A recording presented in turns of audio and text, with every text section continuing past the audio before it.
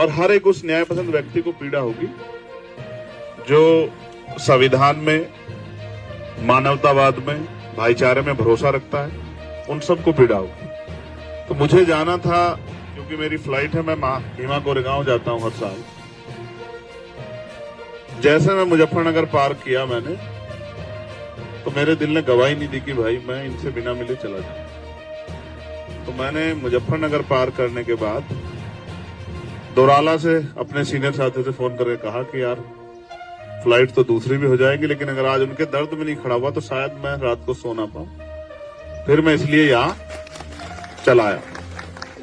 और मैं ट्रेन से जा रहा था तो मैंने आज मेरठ को भी उससे ट्रेन के आंखों से भी देख लिया कि मेरठ के क्या हालात हैं।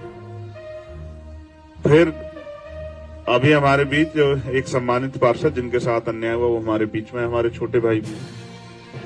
आप सब जानते हैं कल क्या हुआ। तो मुझे लगा कि जब ये लड़ाई, अब क्योंकि उन्होंने इस लड़ाई की कमान थाम ली है कि वो इसको लड़ना चाहते हैं, तो फिर हम सब लोग उनके साथ हैं। आप और मैं बेहतर जानते हैं कि पिछली बार बोर्ड की मीटिंग में क्या हुआ था मेरठ में। पिछली बार भी कुछ पार्षदों को पीटा गया था शपथ में। और अब जब दूसरी मीटिंग, बोर्ड की दूसरी मीटिंग में भी जो सरकार द्वारा जो भ्रष्टाचार सरकार के नेताओं द्वारा किया जा रहा है, चाहे वो मंत्री जी करवा रहे हो, चाहे मेयर साहब करवा रहे हो, और चाहे एमएलसी साहब या कोई भी जिनका पैसा लगा हुआ है, जिन्होंने पैसे के आधार पर ये हासिल किया है, उनके भ्रष्टाचार पे अगर कोई बात करता तो उनको बड़ी तकलीफ होती है। जब कल हमारे छोटे भाई ने जो सम्मानित पार्षद उनके भ्रष्टाचार पे बात की तो उनसे बर्दाश्त नहीं हुई। और उन्होंने कुछ गुंडे वो साथ रखते हैं इस तरह के कि जो डरा के दबा के राजनीति कर सके, लोगों को रोक सके, झूठे मुकदमे, तमाम तरह के राजनीतिक हथकंडे। कल यही हुआ कि जब इन्होंने अपने क्षेत्रों की बात रखी तो वो उनसे बर्दाश्त नहीं हुई। और खामियाजा ये हुआ, कीर्ति का तो कोई रोल भी नहीं था, विवाद भी दूसरे पार्षद साथी के साथ हो रहा था। इसने तो जिम्मेदारी अदा की कि वो बोर्ड है उसकी गरिमा बनी रहे उस सदन की, और इसने रोकने का काम किया। तो उन्होंने हथियार के तौर पे इसी के साथ मारपीट की और बहुत ज्यादा की। जो चीजें सदन के वो जो सदन है उसके अंदर होती समझ आती, लेकिन सड़क पे लाके पीटने का मतलब ये है कि विपक्ष के सभी पार्षदों को संदेश दिया जाए, विपक्ष के सभी नेताओं को, दलों को संदेश दिया जाए कि अगर आप हमारे खिलाफ चुनाव लड़ोगे या कोई बात रखोगे, हमारे भ्रष्टाचार के खिलाफ कोई आवाज उठाओगे, तो हम आपको पीट के भी आपका रास्ता रोक सकते। ये एक तरह का दबाव है। इस दबाव के आगे डॉक्टर अंबेडकर को मानने वाले लोग कभी ना पहले झुके ना आप झुकेंगे। कल वो बड़ी संख्या में थे, उन्होंने इसलिए घटना को अंजाम दे दिया। मुकाबला शायद बराबरी का होता तो उनको एहसास हो जाता कि मुकाबला कैसे होता है, लेकिन हम क्योंकि संविधान को मानते तो रास्ते पे जाना ही नहीं चाहते। पीट के फिर हमारे ही लोगों को बंद करवा दिया। ये भी एक अलग तरह का कानून बन गया, अलग तरह की जो है राजनीति उत्तर प्रदेश में हो रही है। जो पीड़ित है उसे बंद करवा देते। और मुझे जान के बड़ा दुख हुआ जब भरी आंखों से मुझे हमारे सम्मानित पार्षद ने बताया कि वो हमें ढूंढ रहे थे, पूरा उन्होंने थाने की घेराबंदी कर ली। अगर कल पुलिस के साथियों ने अपनी जिम्मेदारी ना अदा की होती तो वो हमें थाने में जिंदा जला देते। वो पेट्रोल वेट्रोल लेके घूम रहे थे, सरिये वरिये तलवारें लेके। इसका मतलब ये मेरठ वो धरती है जो क्रांति की धरती है, जहां कोतवाल धन सिंह गुर्जर और माता दीन वाल्मीकि जी के नेतृत्व में 1857 की क्रांति हुई।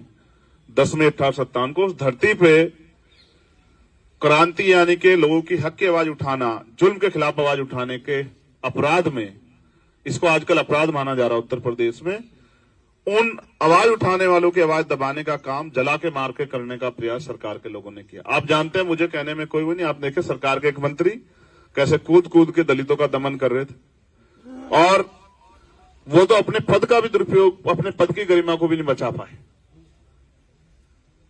दूसरे जो एमएलसी हैं उन्होंने भी क्या रोल अदा किया आपने वो देखा। ये वही सरकार, उसी सरकार के नेता जो अभी कुछ दिन पहले जिन मुख्यमंत्री जी दलित सम्मेलन कर करके दलितों के हितैषी होने का दावा कर रहे थे। ना भाजपा के लोग कभी दलितों के हितैषी थे, ना पिछड़ों के, ना मुसलमानों के, ना ईसाइयों के, ना बौद्धिस्टों के, ना जैनों के, ना आज है, ना ही वो किसी न्याय पसंद अपर कास्ट के लोगों के भी वो किसी के समर्थक नहीं है। उनका एक एजेंडा है जो भ्रष्टाचार में उनके साथ शामिल है, जो उनके लूटपाट में शामिल है, वो उनका अपना है, बाकी सब लोग उनके पराए। और वो ये सोचते हैं समय समय पे कभी इसी को अकेला करके पीट लो, कभी इसको। ये काम अब बंद हो जाएगा मेरठ में, क्योंकि कल का जो अपमान है वो पूरे समाज का अपमान है। हक वंचित, कमजोर, दलित, पिछड़े, मुसलमान, अग्रस्त, उन तब लोगों का जो अपने हैं लोगों की आवाज उठा रहे हैं। और आप विश्वास करो, पूरे देश से मुझे फोन आए, क्योंकि हम एक बड़े संगठन को रिप्रेजेंट करते हैं और यहाँ विपक्ष की भूमिका में सबने मुझसे कहा कि भैया ये तो सरासर अन्याय है।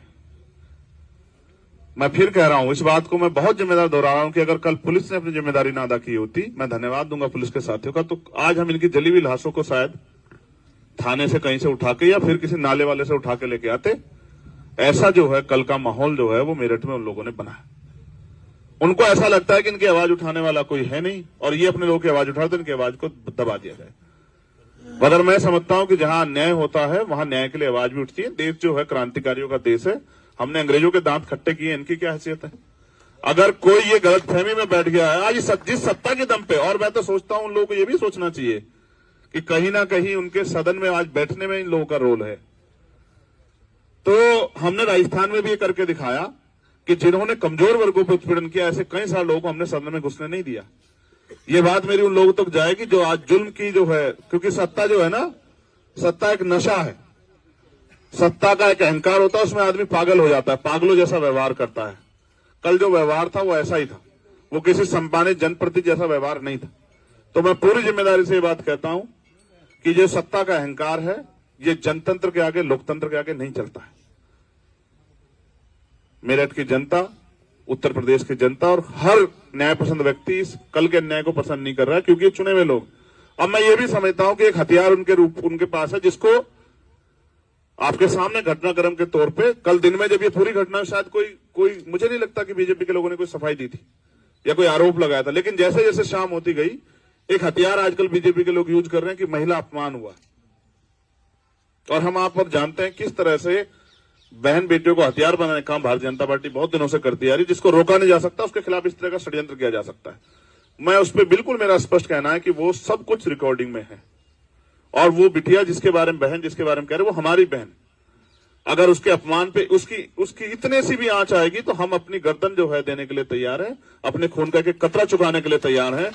लेकिन उसको हथियार बना के अगर आप दलितों को दमन करने का, उनको जान से मारने का, उनको जला के मारने का, उनको बेइज्जत करने का, उनके कपड़े फाड़ने का काम करोगे तो ये बर्दाश्त नहीं किया जाएगा। सब चीज रिकॉर्डिंग में है, कोई चीज सदन की ऐसी नहीं जो रिकॉर्डिंग में ना हो। एक एक चीज गवाही के तौर पे है कि वहां क्या क्या घटनाएं हुई और किस तरह से एक जिम्मेदार सम्मानित पार्षद को नीचा दिखाते हुए लाकर सड़क पर मारने पीटने का प्रयास किया। यही उत्तर प्रदेश की सरकार का यही चाल चरित्र, भाजपा का यही चाल चरित्र है कि दलितों को, पिछड़ों को, मुसलमानों को, आदिवासियों को, जो और न्याय पसंद अन्य जातियों के लोग हैं, उनको किस तरह से अपमानित किया जाए। तो मैं पूरी जिम्मेदारी से कहता हूं, दल बल सब चीजों से ऊपर हटके ये इंसानियत की बात है, ये न्याय की बात है। हम, हमारी पार्टी, हमारा संगठन सम्मानित पार्षदों के साथ है। उनकी लड़ाई सड़क से लेके कोर्ट तक, जहां तक भी हम लड़ सकते हैं उसको लड़ेंगे। इनको किसी भी कीमत पे अगर इनके साथ दमन करने का प्रयास सरकार करेगी डराने के लिए, तो उस पे हम पुरजोर जवाब देने के लिए तैयार हैं। किसी भी कीमत पे अपने भाइयों को अकेला नहीं छोड़ेंगे। और अगर भविष्य में भी किसी भी जाति धर्म के व्यक्ति पे सरकार के लोग शोषण करेंगे, उसकी आवाज बनने का काम हम लोग करेंगे। और क्योंकि इंदु शेखर के मामले में लंबे समय पहले एक घटना यहां गई थी, आपने देखा होगा किस तरह से एक मजदूर की, मिस्त्री की हत्या जो है वो अपने पैसे मांगने पे की गई थी और आज तक उसमें जो आरोपी हैं वो गिरफ्तार सभी लोग नहीं हुए। उसमें भी शायद 10 तारीख की पंचायत की कॉल समाज के जिम्मेदार लोगों ने यहां दी है। मैं खुद उस 10 तारीख की पंचायत में शामिल होऊंगा और मैं बड़े पैमाने पर आह्वान करता हूं देश भर के लोगों से कि वो भी 10 तारीख की पंचायत का हिस्सा बने। अगर सरकार, पुलिस, सब लोग मिलजुल के दमन करने का काम गरीबों का करेंगे, निर्दोष लोग करेंगे, तो उनके खिलाफ आवाज आज नहीं तो कल उठानी पड़ेगी। और अगर इस बात में मेरठ चूक जाता है, जो क्रांति की धरा है, जिसने देश को गुलामी से आजाद कराने के लिए पहली जो है आहुति दी, बलिदान दिया, अगर मेरठ चूक जाता है तो ये तो मेरठ का बहुत बड़ा अपमान होगा। तो मेरठ का अपमान, पश्चिम का अपमान कमजोरों का, गरीबों का, नौजवानों का अपमान नहीं होने देंगे। चलो चलो चलो चला जय भीम बोला, चालू करा, सुरू चला। जय भीम बोला, अभिवादन करा, सुरू चला। सतीश रानडे, ऋषी पांडे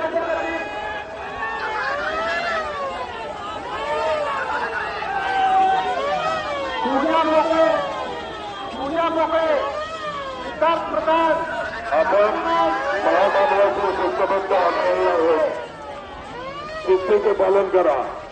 पोलिसांनी दिलेल्या सूचनांचे पालन करा. रस्त्यामध्ये थांबू नका.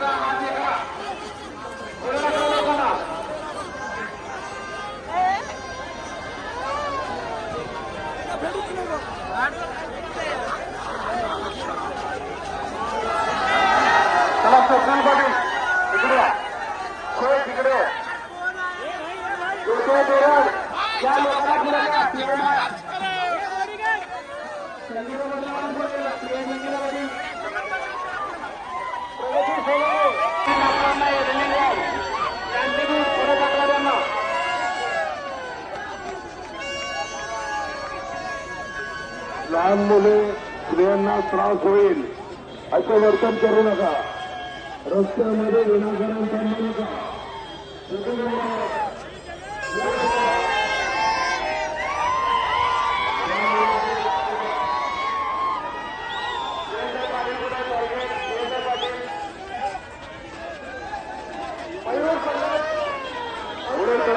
पुढे सरकत राहा. लहान मुलांची काळजी घ्या.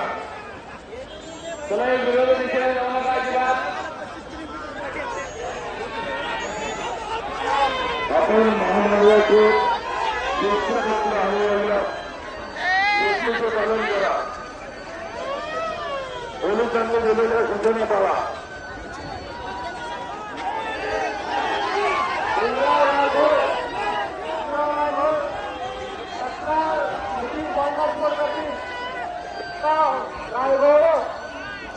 तरुण मंडळी, संपादनाच्या सैनिकांनी मदत करायची आहे. संपादनाच्या सैनिकांनी साताऱ्याहून आलेले अभिवादन करून पुढे मदतीसाठी कर्तव्य करावे. संपादनाचे साताऱ्याहून आलेले जवान तात्काळ या ठिकाणी या.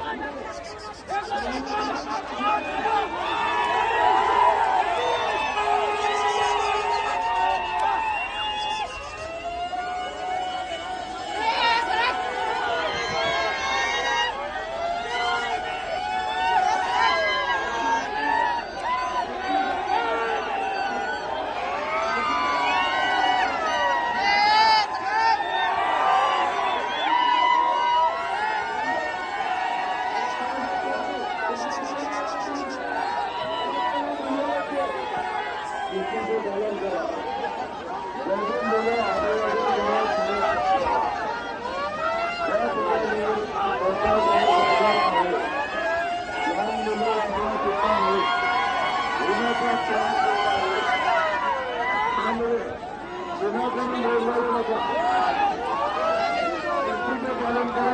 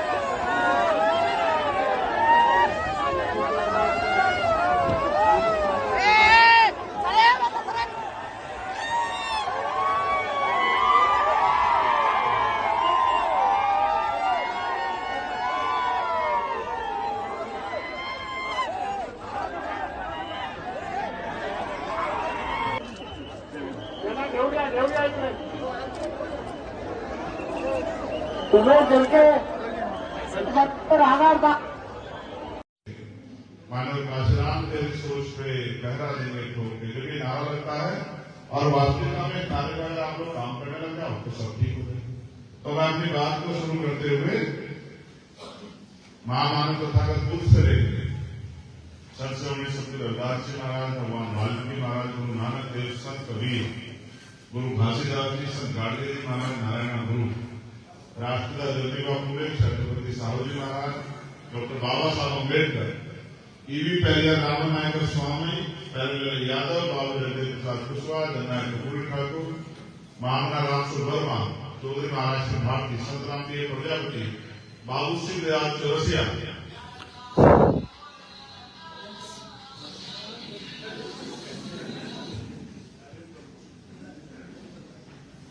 मान्यवर मीना माना वाल्मीकि जी, सर छोटू राम जी, मान्यवर काशीराम साहब को नमन करता हूं. बहुत लंबी फहरिस्त है. मां अवंतिका बाई लोधी, मां जलकारी बाई खोरी, मां उदा देव फांसी, बहुत लंबी लाइन. मां फातिमा शेख, मां सावित्रीबाई फूले, मां फूलन देवी. इतनी बड़ी फहरिस्त अगर मैं नाम लेने लग जाऊं, लेकिन मैंने इनके नाम लिए जिनके जीवन के योगदान हमारे आज के जीवन में है. अगर इनमें से एक भी नहीं होता और वो अपना काम ईमानदारी से नहीं करता तो शायद आगे हमारे जीवन में कुछ ना कुछ कमी रहती. आप और हम यहाँ इतने आसानी से बैठे हैं, कुर्सियां सजी हैं, हमारे बहुत सम्मानित लोग जब खड़े हैं, बैठे हैं. ये इसके लिए बहुत प्रयास मेहनत हुई. ये एक दिन का काम नहीं है. इतना बड़ा बदलाव जिनको अछूत मान के, शूद्र मान के, जाति का आधार बना के नीची जाति का कह के जिनको अपमानित किया गया, आज अगर हम कुर्सी पर बैठने वाले बन गए तो इसमें आप जितने लोग यहां बैठे हैं शायद 1% का भी कोई योगदान ना, क्योंकि जिन्होंने किया है उन्हीं के नाम मैंने लिए. मेरे साथ चल के आए हमारी पार्टी के वरिष्ठ नेता, प्रदेश के महासचिव, राष्ट्रीय कोर कमेटी के मेंबर भाई आकिब साहब, भाई शिव कुमार विश्वकर्मा जी, कॉमरेड मेरे साथी भाई अबाबुल जी, अविनाश अवनीश निगम जी और हमारे तमाम साथी जो यहाँ उपस्थित हैं, हमारी लीगल सेल के यहाँ के जिलाध्यक्ष अनूप जी और तमाम साथी, दिवाकर भाई, औरखनाथ जी, विनय सागर जी. ये वो साथी हैं जो यहाँ बहुत अच्छे से काम करते थे और मुझे बड़ी खुशी है क्योंकि हम विचारों से जुड़े हुए लोग हैं. मैं आपको गौर करने की एक बात बताता हूं. दुनिया में व्यक्ति राज नहीं करता, विचार राज करता. जो अपने विचार को ज्यादा लोगों तक फैला देगा और लोगों को उस विचार से जोड़ देगा, उसी का राज है। आप जब मैं अभी आज मैंने बात को शुरू की तो मैंने नौजवानों को जब स्वागत हो रहा था देखा। आज मैं आपसे बहुत पॉलिटिकल बात नहीं, बहुत प्रैक्टिकल बात करूंगा। जिनसे आप संघर्ष कर रहे हैं और जिस काम के लिए संघर्ष कर रहे हैं, क्या उनके जितना समर्पण आपके अंदर पैदा हुआ है?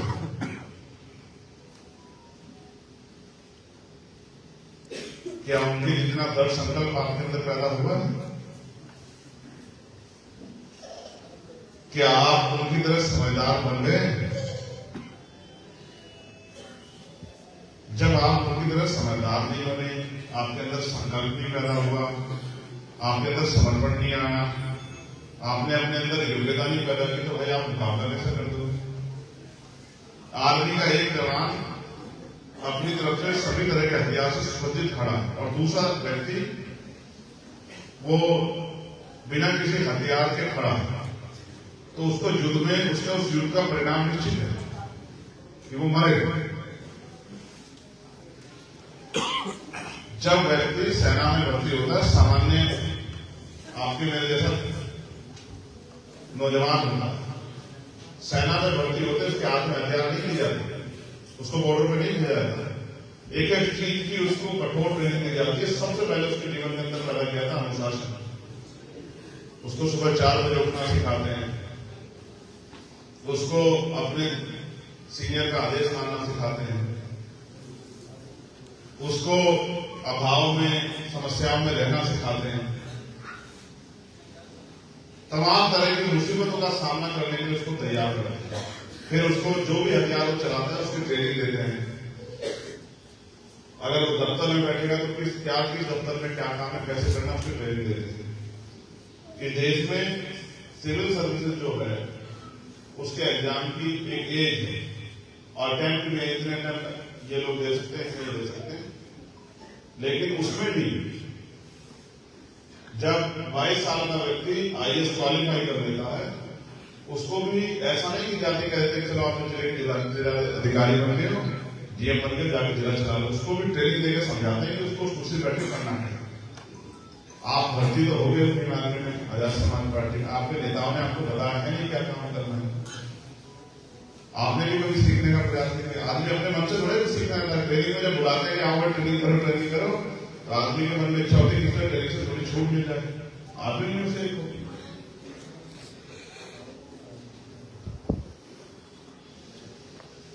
आप सीखना नहीं चाहते और हारते रहते, फिर आप कहते हो कि यार हमारा कुछ नहीं है। जितने लोग ऊपर खड़े हैं जो बहुत जोर जोर से नारे लगा देते हैं, जब किसी बहन की अस्मत उठती है तब भी ऐसे जोर जोर के नारे लगाए जाते हैं, क्योंकि रोक तो सकते नहीं और सजा दिला नहीं सकते। जब किसी गरीब मां का घर उजाड़ा जाता है, उसके निर्दोष बेटे की हत्या की जाती है, उसके पति की हत्या की जाती है, उस मां के सामने जाकर जोर जोर से चिल्लाए। जब किसी गरीब की कोई ताकतवर जमीन दबा देता है, किसी बेटी को अपमानित करके उसको जला देता है, तब भी उनके घर जाके ऐसे नारे लगाए जाता है, क्योंकि आपको लगता है नारों से सब कुछ बदल जाए। भाई पानी पीने से प्यास मिलेगी और खाना खाने से भूख मिटेगी। क्या पानी पीने से भूख मिट सकती है? जब मैं यहां आपके बीच में हूं, महसूस करो, और आप मैं 1-2 घंटे के लिए आपके यहां आया हूं, आप मुझे सुनोगे नहीं, उस बात को अपने जीवन में आत्मसात नहीं करोगे, उस हिसाब से चलोगे नहीं, तो फिर मेरे यहां आने का, मेरी बात कहने का क्या फायदा? आज आप इतने लोग आए, हजारों की संख्या में यहां हो, नीचे उठे, पैसा भी खर्च किया, समय भी खर्च किया। क्या आपके समय की वैल्यू नहीं है? इतने लोग अगर कोई अपना रोजगार करते हैं, कोई ऐसा भी होगा जिसकी 1000 रुपए रोज की वो है, कर्मचारी होगा, कोई ऐसा भी होगा जो मजदूर होगा जिसकी 400 रुपए को ऐसा 200 रुपए। आप काउंट करके देखो, आज हमने यहाँ लाखों रुपए का इन्वेस्टमेंट किया और यहां ये लाखों का इन्वेस्टमेंट से अलग हम तेल खर्च कर गैस, हमें गुलदस्ते सब लाए। अगर हमने कई लाख रुपए खर्च किए तो हम कुछ अर्जित भी तो करें। अर्जित हम करेंगे तो भाई कैसे बदलाव होगा? जब सिखाने वाला सिखाए तो फिर आपको सीखना चाहिए। चलिए काम की बात करें। अभी तो मैंने सिर्फ आपको अनुशासन बताया क्या होता है। कहते ना बहुत सी दौर में जाएगा। अगर आपको कोई आदेश हो गया तो आपका काम है आप उस आदेश को माने, तभी आप अच्छे सिपाही हैं। वरना आप क्या है, गधे घोड़े को भेड़ बकरी को यूं जीतते देखे क्या? कोई लगाता है भेड़ बकरी में दाम? हर आदमी शानदार नेतृत्व में दाम लगाता है। अब मैं तो अपने अंदर जो कमी है उनको दूर करने के लिए किताबें पढ़ता हूँ, सीखता भी हूँ, सब चीजें करता हूँ। आप क्या करते हैं? पढ़ते हो किताबें? बहुजन मिशन चलाने के लिए सबसे पहली शुरुआत यह है कि आप अपना इतिहास जानें। और इतिहास जानने के लिए आपको कहीं जाने की जरूरत नहीं है। तो आपके पास फोन भी है, वरना 2-3 महापुरुष ऐसे हैं कि कुछ किताबें पढ़ लो तो आपको पूरा इतिहास पता लग जाएगा। जैसे राष्ट्रपिता ज्योतिबा फुले की गुलामगिरी पढ़ोगे तो आपको सब पता लगेगा।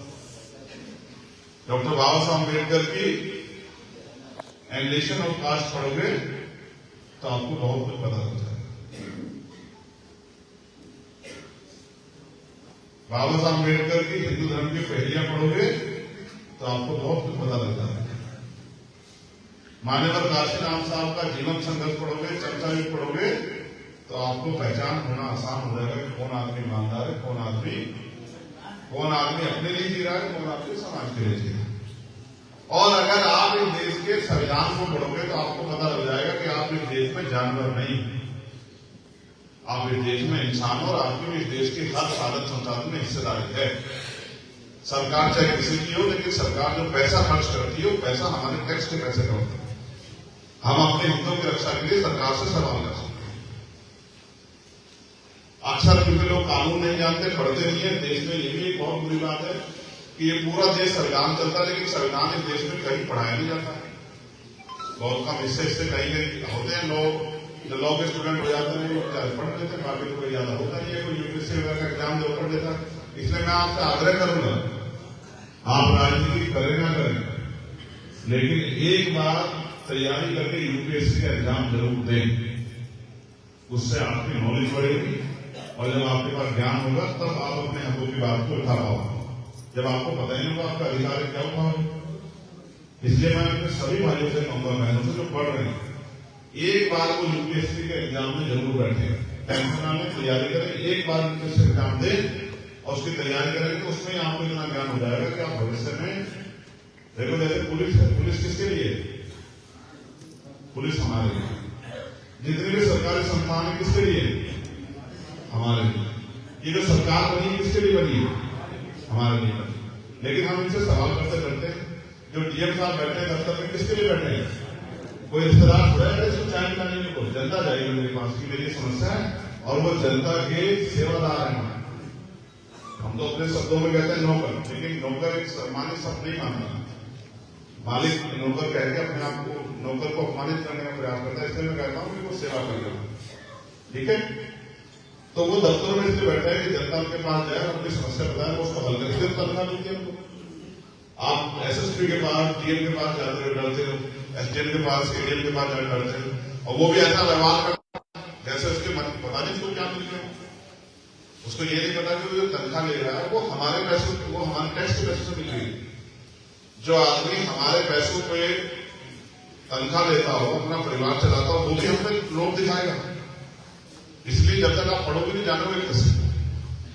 आप ऐसे घबराते हो, पता नहीं क्या कर देगा, उसके हाथ में क्या। अभी अगर पुलिस का आदमी को एक डंडा दिखा दे तो आदमी डर जाता है। एक नोटिस भेज दे, उसे नोटिस पे परेशान हो जाता है कि भाई ये क्या हो गया, नोटिस आ गया। ये भी समझता नोटिस है क्या? नोटिस आप उसको तामील ना करो, उसको वही ना करो, तभी नोटिस को पहले तो वकील भेज देता है। कई तरह के नोटिस होते हैं, इसलिए ज्ञान जरूरी है। चलो हम विषय पे काम बात करते हैं, इंपोर्टेंट जो बात है, क्योंकि समय कम है और हमें इंपोर्टेंट विषय बात करना। मैं कई बार अपनी बातों में आपको समझा चुका कि लोकतंत्र की शक्ति क्या है। 14 अगस्त 1947 को हम लोग यहाँ अंग्रेजों के गुलाम थे। 15 अगस्त 1947 को हम लोग इस देश में आजाद हुए। आजादी के साथ अधिकार प्राप्त नहीं थे। आजादी आई लेकिन अधिकार नहीं मिले। अधिकार कब मिले? 26 जनवरी 1950 को, जब संविधान लागू हुआ। संविधान की प्रस्तावना जो कहती है, मैं सबसे आखिर में पढ़ाऊंगा, पहले मैं सबसे पहले पढ़ाता हूँ। संविधान की प्रस्तावना पूरे संविधान का सार है कि संविधान चाहता है, संविधान इस देश में क्यों आए, ये देश को चलाने के लिए संविधान जरूरत क्यों है। संविधान वो है जो इस देश के हर व्यक्ति को समानता का अधिकार देता है, अवसर की समता देता है, प्रतिष्ठा और सम्मान का अधिकार देता है, राजनीति करने का, रोजगार करने का, बिजनेस करने का, अपनी धर्म की पूजा अर्चना करने का अधिकार। आज अगर प्राण प्रतिष्ठा वो हो रहा है ना प्रोग्राम, तो वो संविधान के में जो अधिकार है आर्टिकल 25-26 में उसी के अनुसार हो रहा है। प्रधानमंत्री नहीं करा सकते थे, पहले नहीं करा पाए। ये संविधान की, अगर इस देश में मर्यादा पुरुषोत्तम राम को भी न्याय मिला, कहां से मिला? संविधान से, कोर्ट से। समझे नहीं समझे? इसलिए मैं आपको कह रहा हूं संविधान कितनी बड़ी ताकत है। अगर आप संविधान की ताकत को नहीं समझोगे तो फिर आप इस देश में अपने हकों की बात कर ही नहीं सकते। तो 26 जनवरी 1950 को जो संविधान आया, वो संविधान इस देश में समानता लेके आया। लेकिन जब बाबा साहब अम्बेडकर ने संविधान सौंपा तो उन्होंने बात कही, संविधान सभा में जो साथी थे, ऐसी संविधान सभा थी, उसमें जब बाबा साहब की बात होती तो उन्होंने कहा संविधान सौंपते हुए कि आज हम विरोधाभास की जिंदगी में कदम रख रहे हैं। राजनीति में 1 वोट 1 वैल्यू, राजनीति में तो हम लोग बराबर हो जाएंगे, लेकिन जब तक देश में सामाजिक गैर बराबरी, जो जाति के आधार पर गैर बराबरी, कैसे ऐसे कि देश में दलित, बैकवर्ड, फॉरवर्ड, शेड्यूल ट्राइब, इस तरह की व्यवस्था बनी और उनमें जातियां, पहले जातियों से पहले वर्ण थे, ब्राह्मण, क्षत्रिय, वैश्य, शूद्र। तो आज भी वर्णों की स्थिति से बहुत सारे वर्णों में बहुत सारे बदलाव नहीं हुए। ब्राह्मण समाज का जो वर्ण था, आज ब्राह्मण समाज के जो लोग हैं वो एक ही वर्ण में। जो क्षत्रिय समाज का वर्ण था, वो जितने भी क्षत्रिय समाज के लोग हैं वो एक ही वर्ण में। और वैश्य समाज के लोग की बंटवारा कहां हुआ? शूद्रों में। शूद्रों को 6740 जाति में तोड़ दिया गया। अब उनमें ऊंच नीच है। यादव कहते हैं मैं कुर्मी से बड़ा हूं, कुर्मी कहते हैं मैं पाल से बड़ा हूं, पाल कहते हैं मैं प्रजापति से बड़ा हूं, प्रजापति कहते हैं मैं निषाद से बड़ा हूं, निषाद कहते हैं मैं मौर्य से बड़ा हूं, वो कहते हैं मैं गुजर से बड़ा हूं, वो कहते हैं मैं जाट से बड़ा हूं। तो जो बैकवर्ड की जातियां हैं उनमें जाति के आधार पर ऊंच नीच। और शेड्यूल कास्ट के लोग, शेड्यूल कास्ट में तो बहुत जातिवाद हो गया, मुझे कहने में कोई संतोष नहीं। जमात गए मैं वाल्मीकि से बड़ा हूं, वाल्मीकि गए मैं पासी से बड़ा हूं, पासी गए मैं धोबी से बड़ा हूं, वो गए मैं कोरी से, फटीक से, नानू से। तो हम दूसरों को कहते हैं वो जातिवादी, हम लोग के अंदर बहुत जातिवाद पैदा हो गया। देखो बाबा साहब ने हमें जातियों से निकाल के वर्ग बनाया, शेड्यूल कास्ट, यानी कि जितनी शेड्यूल कास्ट की जातियां हैं वो सब अनुसूचित जाति के रूप में जानी जाएंगी। जितनी अन्य पिछड़े वर्ग की जातियां हैं वो ओबीसी के रूप में जानी जाएंगी, जो पिछड़े वर्ग की जाति है। क्या हम लोग बाबा साहब अम्बेडकर की बात को मान के शेड्यूल कास्ट बन पाए, शेड्यूल ट्राइब बन पाए, बैकवर्ड बन पाए? हम सब कुछ तो संविधान से चाहते हैं, लेकिन संविधान के जो उद्देश्य थे हम उनको फुलफिल करना नहीं चाहते। तो ये जो जातियों में बटा समाज है, वर्णों के बाद जो जातियों में बटा, और इस जातियों में बटे समाज में जब तक भाईचारा पैदा नहीं होगा और भाईचारा पैदा होगी, ये जो धन तंत्र की राजनीति सस्ती नहीं होगी, तब तक लोग देश में स्थापित नहीं होंगे। तो सामाजिक गैर बराबरी, और बाबा साहब ने अपनी बात करना है तो कह रहे हैं सामाजिक गैर बराबरी और आर्थिक गैर बराबरी, जो अर्थ के आधार पर, रिसोर्स के आधार पर। एक आदमी जिसके पास बहुत बड़ी बिल्डिंग है, एक आदमी जिसके पास सब शक्ति नहीं है, एक आदमी जिसकी बहुत सारी फैक्ट्रियां, एक आदमी जिस पे रोजगार नहीं, एक आदमी जिस पे कई सौ बीघे जमीन है, एक आदमी जिस पे कुछ भी नहीं। तो उन्होंने कहा जब तक हम सामाजिक गैर बराबरी, आर्थिक गैर बराबरी को दूर नहीं करते, तब तक देश में समानता की बात करना, समानता का मजाक बनाना होगा। और हम सब लोगों को मिलकर जल्द से जल्द इस गैर बराबरी को दूर करना चाहिए, जिससे राजनीतिक लोकतंत्र, सामाजिक लोकतंत्र बन पाए। राजनीतिक लोकतंत्र क्या बन पाए? क्या बनवाए दिया है? हाँ, ध्यान चालू करो। सामाजिक लोकतंत्र बन पाए। सामाजिक लोकतंत्र का उद्देश्य यह है कि लोकतंत्र का मतलब है जनता द्वारा जनता का शासन। मगर इस देश में तो ये है नहीं।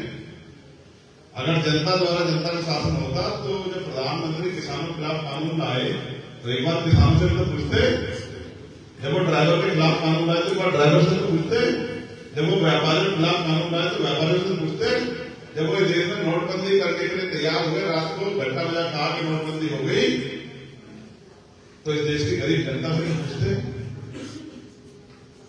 तो इसका मतलब जनता का शासन तो है नहीं, मगर वो करते तो कुछ ना कुछ रहते। तो वो करते किसके हिसाब से? वो करते हैं धन्ना से, पूंजीपति, कॉर्पोरेट सेक्टर के लोग के हिसाब से, जो उनको फंड देते हैं, जिनकी वजह से उनकी पार्टी।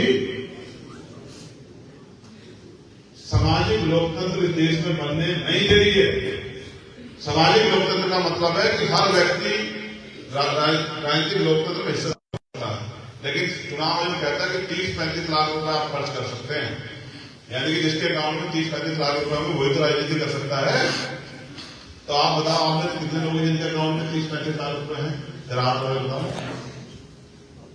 तो यानी कि इस लोकतंत्र में तो आप कहीं हुई, यानी कि गरीब का बेटा, किसान का बेटा, मजदूर का बेटा तो कामयाब नहीं हो सकता। आप महसूस करो ना, इतना पैसा ये लोग प्रचार में खत्म करते हैं, लाते कहां से? आज की राजनीति व्यापार हो गई। पहले आदमी पैसा खर्च करता है, फिर आदमी पैसा कमाता है, और गरीब लोग ऐसे में आते हैं तो मुश्किल से एक टाइम का राशन, जिसको प्रधानमंत्री जी खूब वादे कर आप देखो, महसूस करो, 70 साल से ज्यादा का लोकतंत्र हो गया, लेकिन प्रधानमंत्री ने बड़े गर्व से कहा, राजस्थान का मध्य प्रदेश चुनाव में 80 करोड़ लोगों को सस्ता राशन देने की योजना को 5 साल के लिए लागू कर रहा हूं। यानी कि देश में 80 करोड़ लोग ऐसे हैं जो, यानी कि आधी आबादी से ज्यादा, जो सस्ते राशन पर डिपेंड हैं, जो लाइन में लग के राशन लेते हैं। इसका मतलब 70 साल में बहुत कुछ बदलाव। हम भुखमरी में नीचे ऊपर की तरफ को बढ़ गए, हम बेरोजगारी में ऊपर की तरफ को बढ़ गए, हम महंगाई में ऊपर की तरफ को बढ़ गए। तो जहां से जनता को सुख सुविधा मिलती है वहां तो ऊपर की तरफ बढ़ गए, और जहां से जनता की जेब कट गई वहां हम तेजी से नीचे की तरफ बढ़ रहे हैं। तो मैं पूरे देश में जाता हूं, महसूस करता हूं कि गरीब अपनी जिंदगी में परेशान है, क्योंकि कोई सुख सुविधा नहीं है, कुछ नहीं। और मुझे बहुत तकलीफ के साथ बताना पड़ रहा है मेरे प्यारे सम्मानित भाई बहनों, परिवार के लोगों, जब मैं उड़ीसा जाता हूं, झारखंड जाता हूं, छत्तीसगढ़ जाता हूं, तो मैं महसूस करता हूं कि आज भी लोगों के पास पीने का साफ पानी नहीं। और उसके छोड़े जब मैं दिल्ली में भी जाता हूं तो बहुत सारी बस्तियां ऐसी है जो गांव में सता दिए गए लोग, जिनकी जमीनें कब्जा ली, डरा धमका दे, लोग भाग के शहर में चले गए।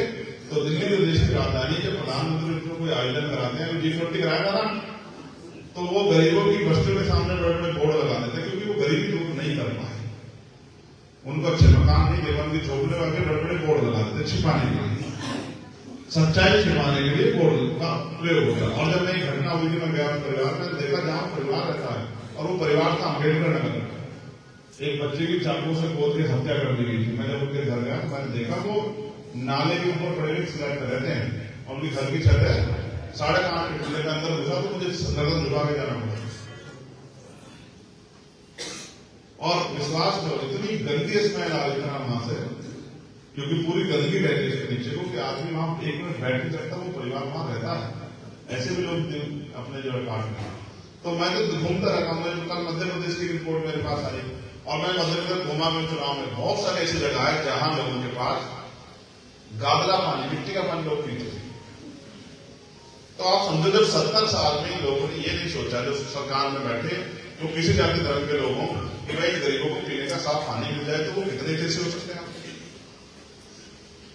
आज भी लाखों मकान ऐसे हैं, लाखों लोग ऐसे जिनके घर में पक्के मकान नहीं है।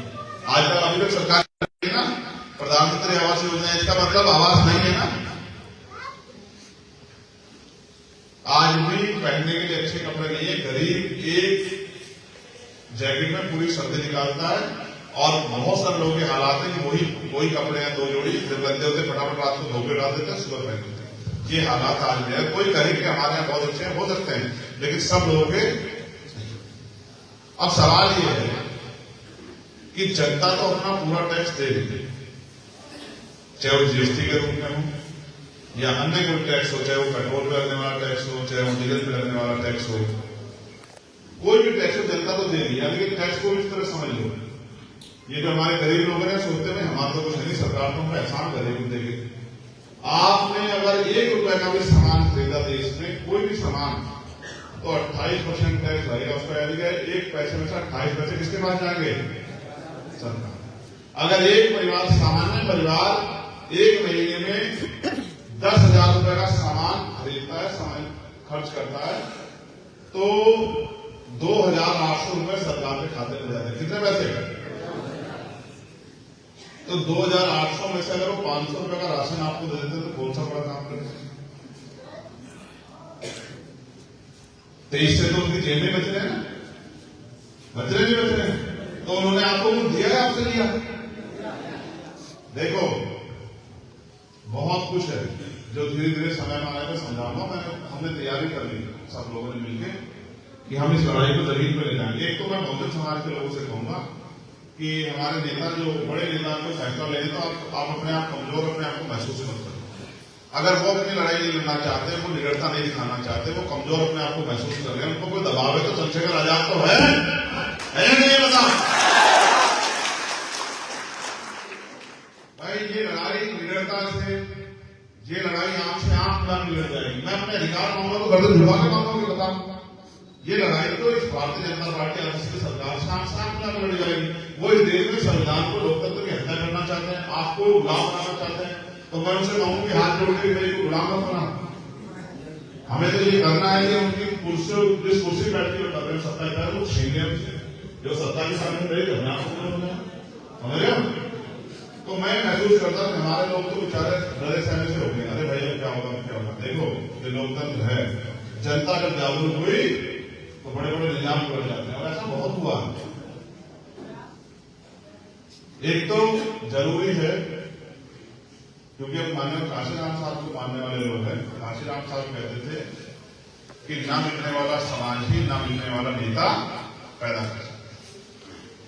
एक तो समाज ये जो है राशन के आधार पर अपनी वोट का सौदा करना बंद कर दिया। राशन तो हम लोग से भी अपना पेट भर रहे थे मेहनत मजदूरी करके, और आज भी भर लेंगे, लेकिन जो वोट बाबा साहब अम्बेडकर के 4 बच्चों को पाने से मिली है, तो उसको दुश्मन को मत दो। अगर आप किसी स्वार्थ में ये वोट उनको देते हो तो आप अपनी आने वाली पीढ़ियों को इस देश में गुलाम बनाने का काम करो, उनकी मदद करो। ये तो बुरा है, बुरा है अच्छा बताओ।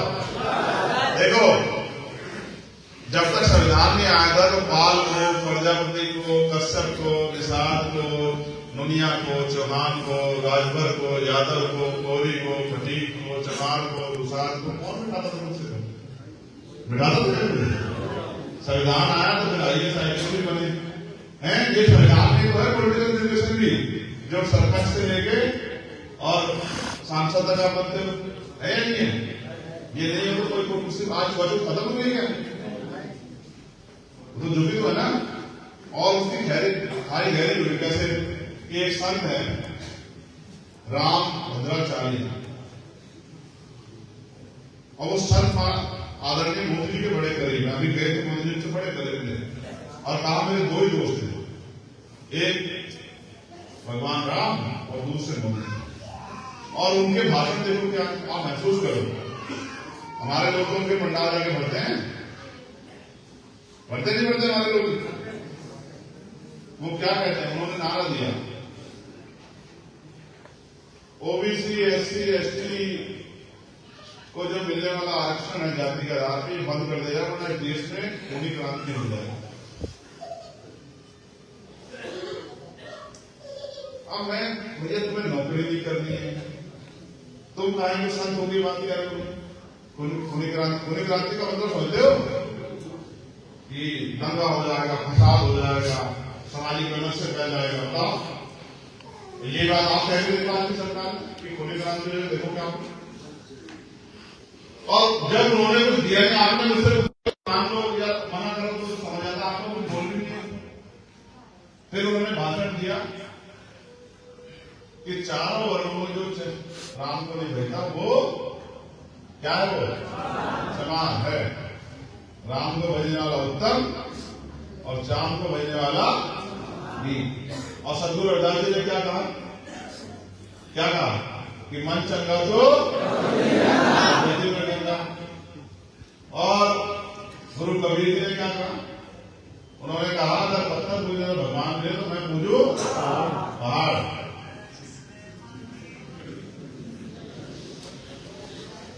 उनका मतलब यह है कि चारों वर्णों में जो भी बुरा है वो चमारियन को, चमार को बुरा करें, ये तो उनका तात्पर्य है।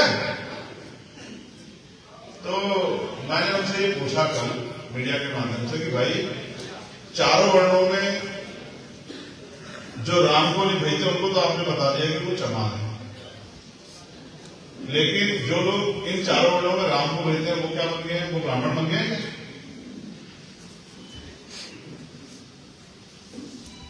तो उनके पास जवाब नहीं।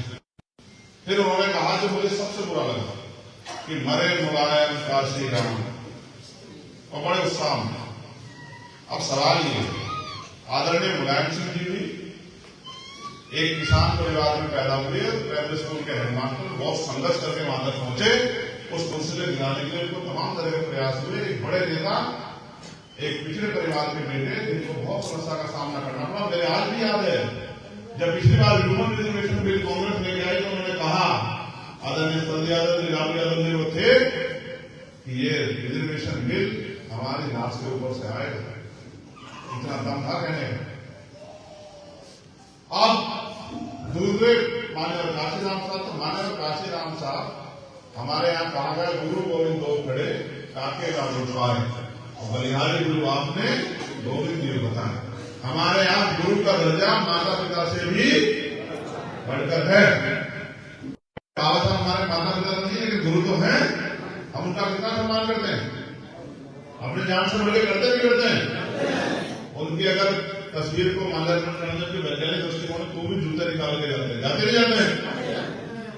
अब काशीराम साहब हमारे रहबर हैं, उन्होंने हमें बोलना, संघर्ष करना सिखाया, गरीब के बेटों में भी सामाजिक चेतना पैदा की, जागरूकता पैदा की। वो खुद के लिए नहीं जिए, पूरा जीवन क्लासरूम में नौकरी को लात मार दी, अपमान सह के हमारे लिए संघर्ष किए। आज आप बताओ, वो हमारे गुरु भी, हमारे पिता के समान भी, उनके परिनिर्वाण में कोई हंस के मजाक कराए तो हमें क्या लगना चाहिए? इन देश में क्या आस्था एक धर्म के लोग की है क्या? हमारी भी तो आस्था है, हमारे भी तो अधिकार है।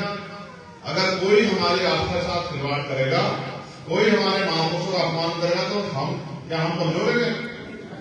तो अभी मैं कल जाऊंगा ना, तो उनके खिलाफ लिखाऊंगा मुकदमा दिल्ली में, और उनको बुलवाऊंगा जेल, और जब आगे कोर्ट पे तारीख भरने के लिए तब इनको पता लगेगा कि ये देश संविधान का देश है।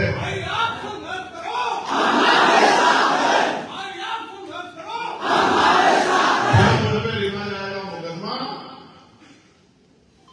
कोई अधिकार थोड़ा ही है कि आपने जाति का दायरा जिनको ऊंचा और नीचा बना दिया, वो सारी जिंदगी आपका अपमान करते रहेंगे। भारतीय संविधान किसी को ऊंचा नीचा नहीं बनाता, भारतीय संविधान सबको बराबर बनाता है। कोई हमें अपमानित करने का काम करेगा, हम भी उसे चैन से नहीं बैठने देंगे। क्या है उसका सुरक्षा कवच बन के आदरणीय मोदी जी क्यों खड़े, उनको भी बताएंगे कि वो संविधान से बड़े।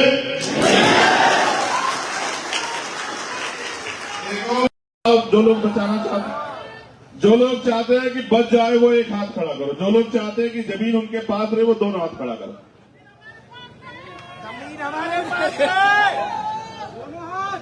ये तमाशबीन लोग हैं जो इधर खड़े, जो लोग हाथ नहीं उठा सकते वो लड़ लेंगे क्या? मैं तो तुम्हें चेक कर रहा हूं कि तुम लड़ सकते हो। दोनों हाथ उठा जोर से ऐसे। हाथ जगाने पड़ते हैं ना, सोए हुए लोगों को जगाना पड़ता है, तब होती बात। देखो मेरी बात गौर करो, ये रास्ता है क्या बीच में? तो तुम लोग आगे आओ, थोड़ा उसको रास्ते को बना रहना दो, वरना तो बात खराब हो जाएगी। थोड़ी सी जगह बनाओ कि लोग आसानी से आते जाते रहे। मैं धन्यवाद देता हूं यहाँ के एडमिनिस्ट्रेशन का, पुलिस के लोगों का भी, जिन्होंने हमें परमिशन दी कि हम अपनी बात यहाँ रखते और उनकी बात को बल मिले। देखो मैं आपको वापस लेके चलता हूं, जब 14 अगस्त को देश गुलाम था, कब? 14 अगस्त 1947, 15 अगस्त 1947 को हम लोग आजाद हुए। जब देश आजाद नहीं था, इस देश में बहुत तरह के अधिकार सब लोगों के लिए नहीं थी। लोगों पर रहने के लिए जमीन नहीं थी, अच्छे घर नहीं थे, व्यापार करने की आजादी नहीं थी, अच्छी पढ़ाई के अवसर नहीं थे, तमाम तरह की परेशानियां थी, बिजनेस नहीं कर सकते थे, बहुत बड़े बड़े और जो अवसर है वो उनके पास नहीं थे। लेकिन फिर देश आजाद हुआ 15 अगस्त को, लेकिन ज्यादा कुछ नहीं बदला।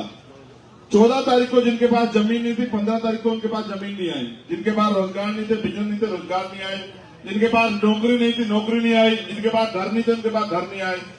जिनके पास और अवसर नहीं थे, वो अवसर नहीं पैदा हुए। वो अवसर कैसे पैदा हुए?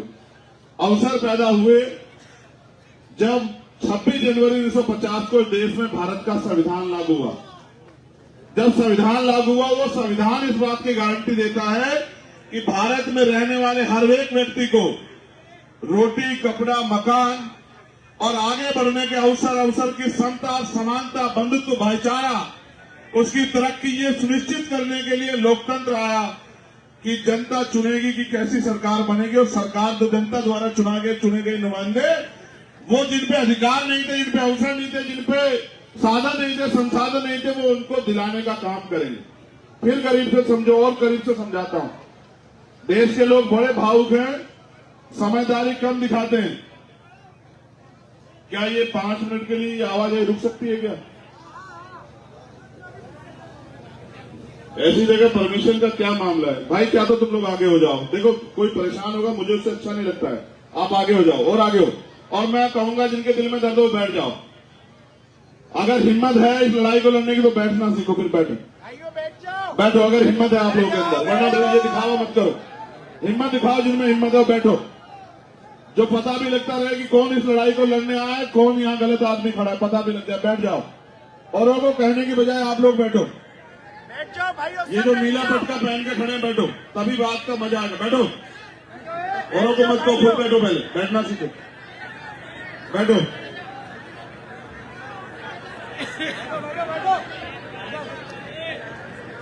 इधर वाले इधर हो जाओ। ये बाजार है क्या? चलता रहेगा। बैठो ना भाई, बैठो। बाजार नहीं, वो आपके लिए आए दीवाने। बैठो, अगर कुछ लड़ना है तो बैठो। मैं देखो उन्हीं की लड़ाई। कहते ना हिम्मत मरदा तो मदद खुदा। जब आप हिम्मत करोगे तभी तो मदद होगी ना। पहले आप हिम्मत करो। आपने परमिशन दी तो कुछ व्यवस्था की होगी ना। ये क्या है? यहाँ के इंचार्ज कौन है? ये जो परमिशन दी है इसलिए दी है क्या? डिस्टर्ब करने के लिए। अगर कोई गोली चला दे कौन जिम्मेदार लेगा? आप लोग लोगे क्या? मजाक समझ रहे हो क्या?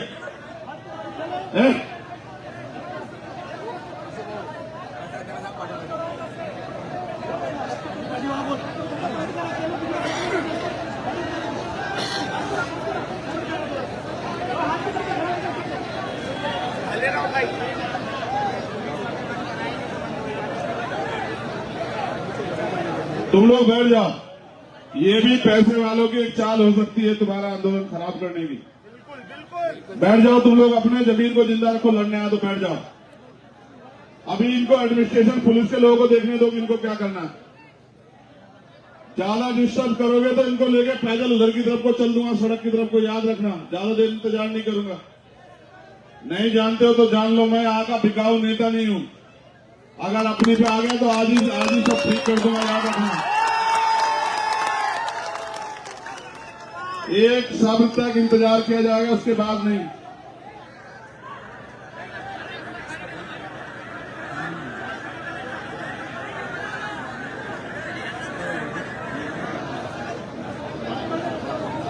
पोलीस प्रशासनाने हा जो रस्ता आहे ना येण्या जाण्याचा बंद करून टाका प्लीज. मी बिडकर साहेबांना विनंती करतो, त्यांच्या प्रशासनाला हे जे लोक येतात जातात ना बंद करून टाका. फक्त आता 1 घंटा राहिलेला आहे. 1 घंट्यासाठी धारावीकरांनी कळ सोसवली. इथे जे पोलीस अधिकारी आता येऊन जाऊन देऊ नका कोणाला प्लीज. इकडे पण जरा पोलीस नाही तर आमचे कार्यकर्ते उभे राहतील. आमच्या कार्यकर्ते उभे राहतील आणि कोणालाच येऊन देऊन जाणार नाही. सगळ्यांनी इकडून आता बस करा. येणं जाणं बंद करा आता.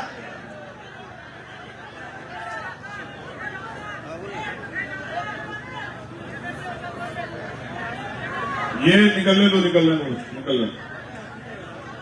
ऐसा कुछ चीजें करवानी पड़ती, होती नहीं है, क्या करें, मजबूर है, लोगों के घरों पे आ गई है ना, बात करनी पड़ेगी। बैठो ही तुम, ये बैठ जाओ यहाँ, बेटा रास्ता अपने आप ठीक हो जाओ, पीछे हो जाओ, पीछे हो जाओ, पीछे हो जाओ, पीछे पीछे होकर बैठ जाओ, बैठ जाओ, बैठ जाओ, ठीक हो जाएगा अपने आप। हमसे सब करना आता है, हमने बहुत दिन हो गए करते हुए। क्या करवा रहे हो, ये फिर करवा रहे हो ना कोई काम। साइड से रास्ता बंद कर लो, उस तरफ से भाई।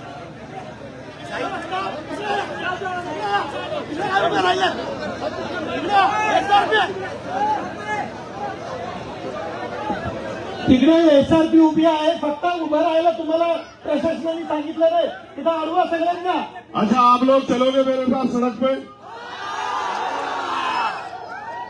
पुलिस का कौन है? अगर 5 मिनट में व्यवस्था नहीं हुई तो मार्च निकालेंगे हम लोग। पोलीस अधिकारी SRP थांबवा। जो लोग चलेंगे हाथ खड़ा करो जरा एक बार।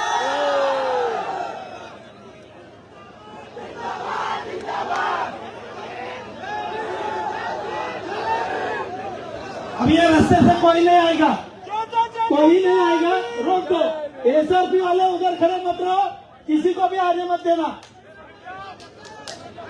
चलो बैठो, बैठ जाओ, अब गौर से बात सुननी है, हो जाता थोड़ा सा होता है, ये भी सब अपने लोग हैं, ये बेचारे कहाँ के बाहर के लोग हैं, इनको हमारी चिंता, इसलिए तो यहाँ बैठो, बैठो, बैठो, बैठ जाओ बेटा, बैठ जाओ, बैठ जाओ, बैठ जाओ। चलो शुरू करें बात। तो मैंने आपको बताया कि जब देश आजाद हुआ तो धन धरती राजपाट में बंटवारा नहीं हुआ। धन धरती राजपाट में बंटवारा होना चाहिए था। जो लोग गरीब थे उनको अवसर मिलने चाहिए थे, जिन पे जमीन नहीं थी उनको जमीन मिलनी चाहिए थी, जिनके पास बिजनेस नहीं थे उनको बिजनेस मिलना चाहिए था, जिन पे नौकरी नहीं थी उनको नौकरी मिलनी चाहिए थी, जिन पे आवास नहीं थे उनको आवास मिलना चाहिए था। लेकिन सरकार ने ऐसा कुछ नहीं सोचा। तब से लेकर आज तक जो भी सरकार बनी हमेशा पैसे वालों के बारे में उन्होंने सोचा। वो पैसे वालों के बड़े बड़े लोन माफ करती है, पैसे वालों को जमीन देती है, बड़े बड़े फैक्ट्री वालों को जमीन देती है और गरीबों की जमीन को छीनने का काम करती है। आप यहाँ कह रहे हैं कि आपसे बीच में पूछा नहीं गया, अडानी को दे दिया गया। आप याद करो, जब किसानों के खिलाफ कानून बने किसानों से नहीं पूछा गया। अभी ट्रक ड्राइवर, तमाम तरह के ड्राइवर सड़कों में हैं, ड्राइवरों के खिलाफ कानून बना, उनसे नहीं पूछा गया। जब सीए एनपीआर डांसी में कानून बना तो मुस्लिम भाइयों से नहीं पूछा गया, बौद्धिस्टों से नहीं पूछा गया, ईसाइयों से नहीं पूछा गया। ये सरकारें पूंजीपतियों की गुलाम। अडानी अंबानी ने देश के बहुत सारे चैनल खरीद लिए हैं, इनको अपना प्रचार कराना है। आपकी मेहनत की कमाई, जो टैक्स की कमाई है, उस पैसे से इस देश की सत्ता पे काबिज होना है। आपका खून चूसना है, सरकारों का धर्म बन गया है। और आप देखो, आपके टैक्स के पैसे से चलने वाली सरकार आज आपको उजाड़ देना चाहती है। आप महसूस करो, अभी कितना पैसा खर्च करके सरकार गिराई, इन लोगों ने गिराई या नहीं गिराई? कितने लोगों को ईडी, सीबीआई, इनकम टैक्स से डरा, क्यों डराया? क्योंकि अडानी को आपकी जमीन सौंपनी है।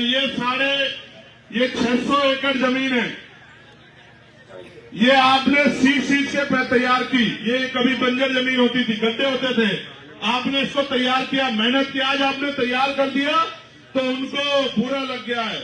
वो आपको इंसान नहीं समझते, गरीबों को कीड़े मकोड़े समझते हैं।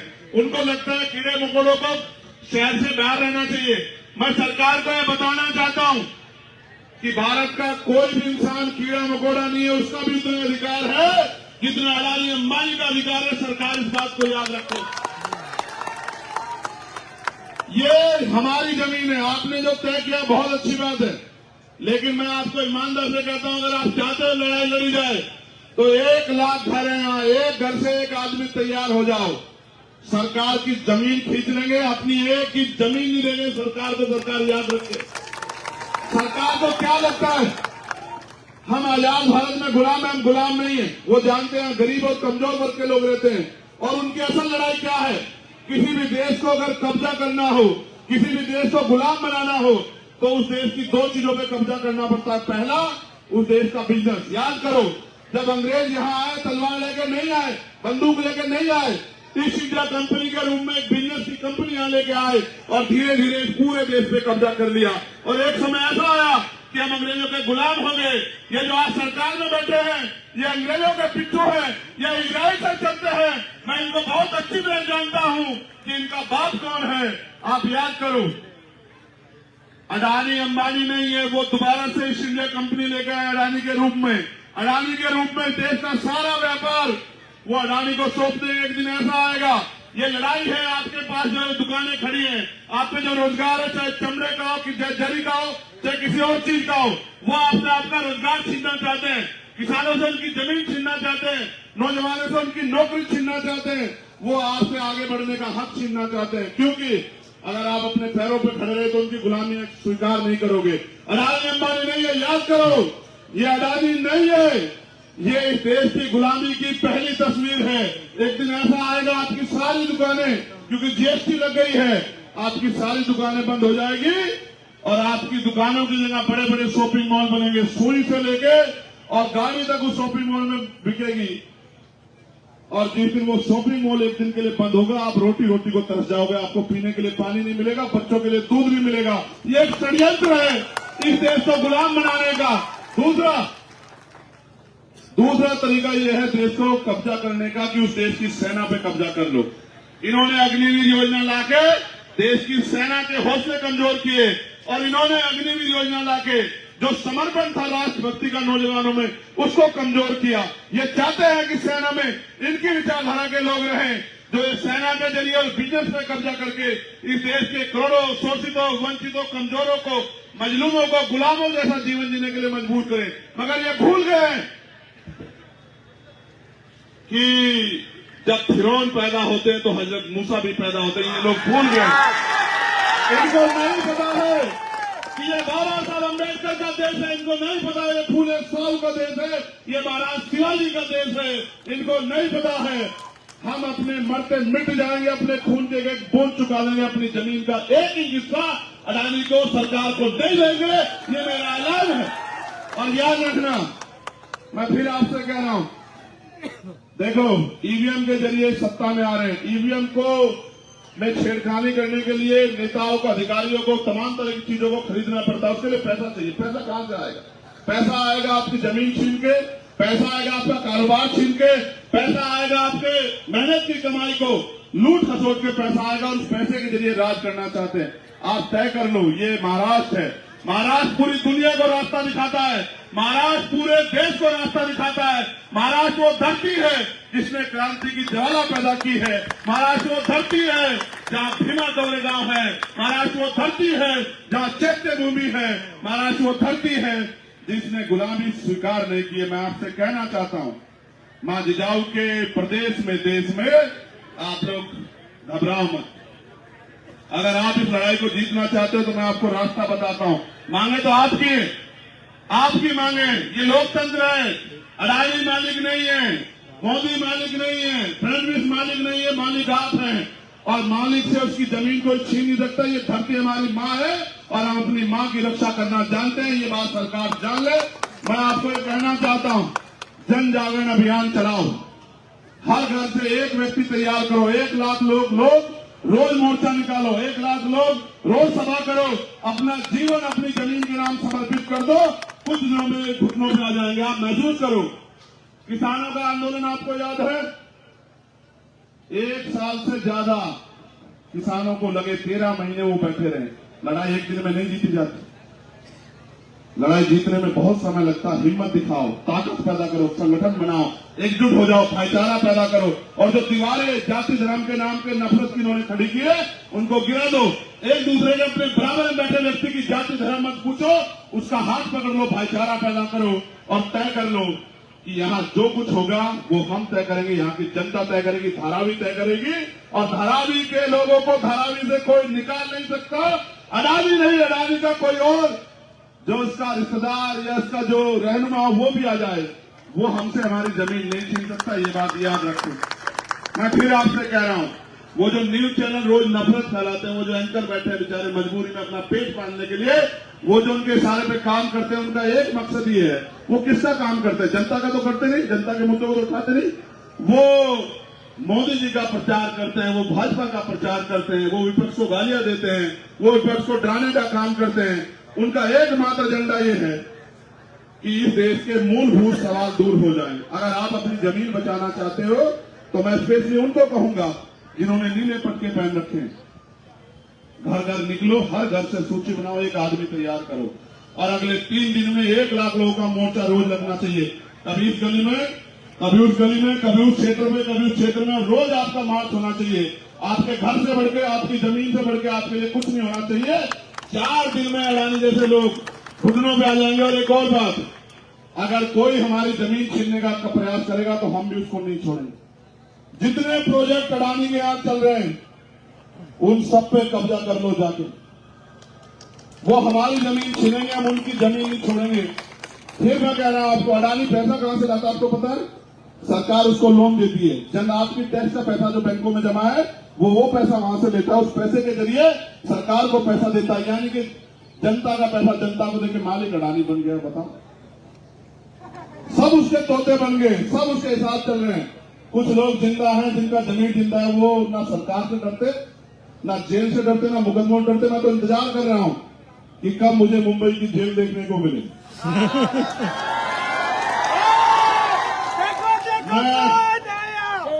देश शेर में जानवर होता है, उसमें भी इंसानियत नहीं होती है। सुनो, हम 4 साल से ज्यादा जेल में रहे और 2 बार दिल्ली की जो सबसे बड़ी जेल है एशिया की तिहाड़, उससे भी मास्टर डिग्री करके आए। हमारा एक ही धर्म है कि हमें इंसानों की हिफाजत करनी है, उनके अधिकारों की हिफाजत करनी है, उनकी जिंदगी में बदलाव लाना है।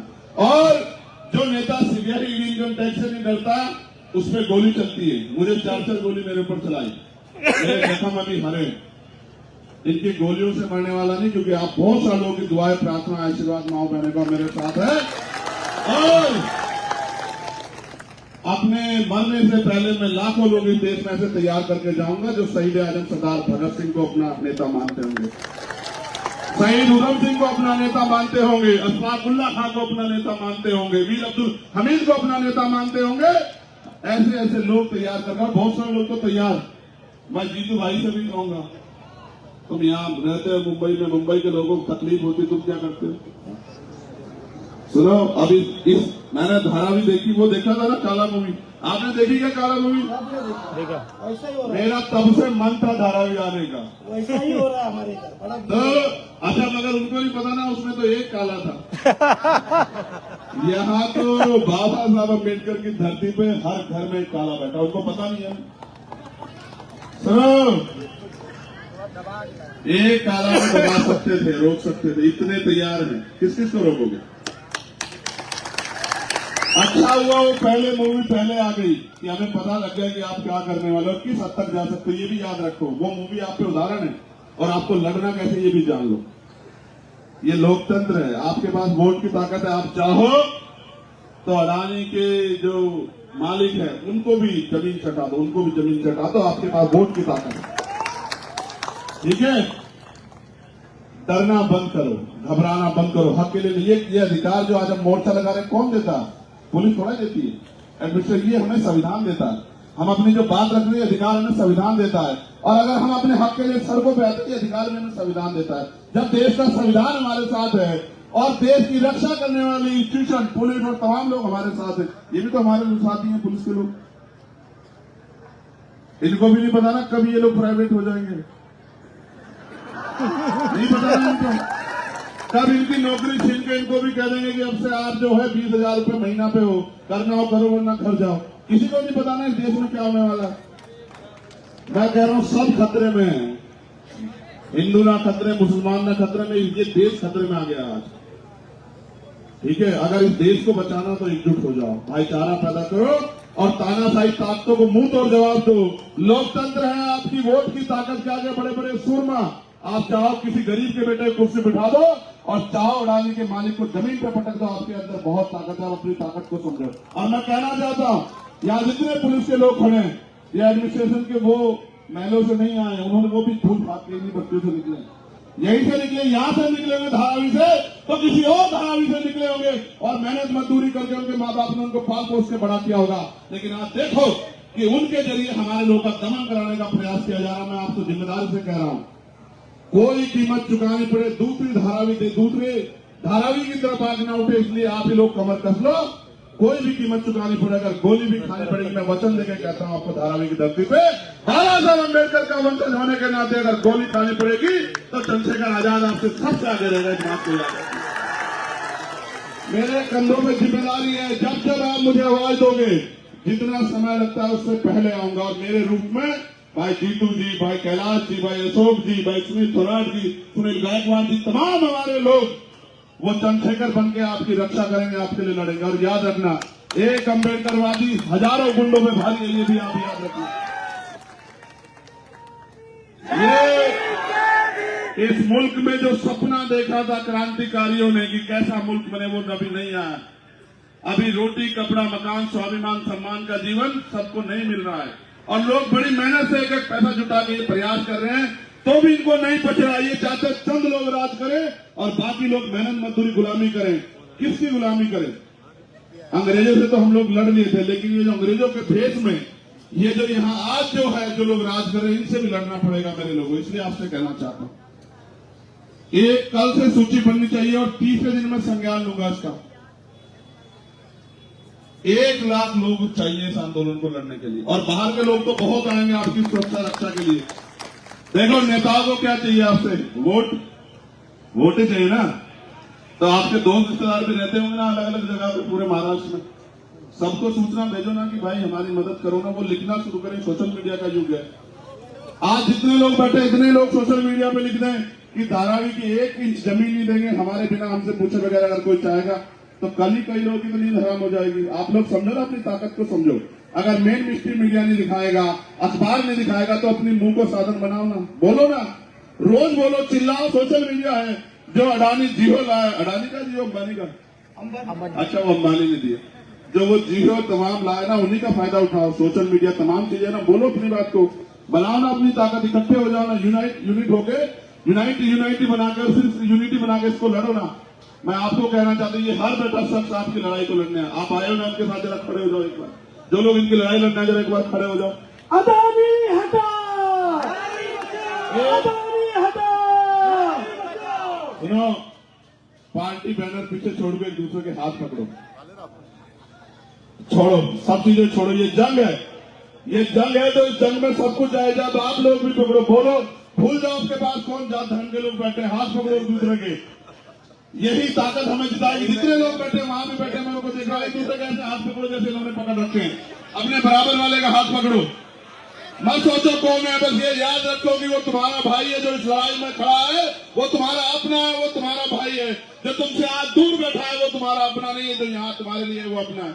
इसलिए मैं आपसे कहना चाहता हूँ, लड़ाई लड़नी है तो तरीका एक है, लोकतंत्र, जमहूरियत है। 4 दिन में अगर सरकार के कुंडे गोल ना कर दिया और अडानी वापस ना भागता दिखाई दिया, तब आप मुझे कहना अपनी ताकत बना लो। कल से काम में जुटो और हर घर पे सूची बना के एक आदमी की जिम्मेदारी लेके आओ। जिस तरह से आजादी के दीवाने लड़े थे ना, अंग्रेजों के खिलाफ ऐसे लड़ेंगे। जैसे रेशमी रुमाल तहरीक चली थी ना, ऐसे लड़ेंगे और ऐसे बलिदान हो जाएंगे अपनी मिट्टी पे कि दोबारा कोई अडानी पैदा नहीं होगा इस देश में। मेरी बात को याद रखना। और आप क्या नारा दिया आपने? अडानी हटाओ, ये अडानी कौन है? धारावी को, धारावी का क्या कर देगा अडानी? सुनो, मैं कहना नहीं चाहता था मगर फिर कह रहा हूं, शाखाओं को छोड़ दो, पेड़ को काट दो। जड़ी काटो ना, छोड़ो ना। ना जड़ होगी ना अडानी पैदा होंगे। क्यों समझ लेना, मैं जानता हूं ना। जड़ी खत्म करो। तुम लोग ईवीएम पे भी ध्यान रखो, ईवीएम से वोट की चोरी हो रही है, ईवीएम पे भी ध्यान रखो और इनको वोट की ताकत मत दो। देखो ठीक हो जाएगा ना सब। आपकी मांगे मैं एक बार पढ़ देता हूं, पूरे देश में जो हमारे लोग रहते हैं उनको भी पता लग जाए कि किस तरह गरीबों की जमीन लूटने का यहाँ इंतजाम किया जा रहा है। और याद रखना भाई, मैं मीडिया के लोगों को भी कहना चाहता हूं, प्यारे सम्मानित मीडिया बंधुओं, आपका बहुत बहुत धन्यवाद आने के लिए। मगर आप याद रखना कि हम बहुत मजबूत संगठन के कार्यकर्ता हैं और हमने कई बार इस सरकार को अपनी ताकत का लोहा मनवाया है। दिल्ली में हमने कई आंदोलन करके सरकार की नींद हराम करके रख दी। चाहे वो एनआरसी का गृह मंत्री कहते हैं ना, एनआरसी लागू होगी, हुई क्या लागू? सब हो सकता है, आप हिम्मत जुटाओ। देखो, एक जो गंभीर मांग है वो ये है कि झुग्गी वासियों को 500 वर्ग फीट का निःशुल्क आवास उपलब्ध कराया जाना चाहिए और जो लोग 40 भवन में के निवासी है उनको 750 वर्ग फीट का निःशुल्क मकान उपलब्ध कराना चाहिए। दूसरा, जो गैर आवासीय औद्योगिक वाणिज्य उपभोग वाले गांठ धारकों गोदाम मालिकों द्वारा उपयोग किए जाने वाले आकार के गैर आवासीय पुनर्वास गांठें निःशुल्क प्रदान करें। मास्टर प्लान को समझने का आसान प्रोजेक्ट प्लानिंग में प्रकाशित करें।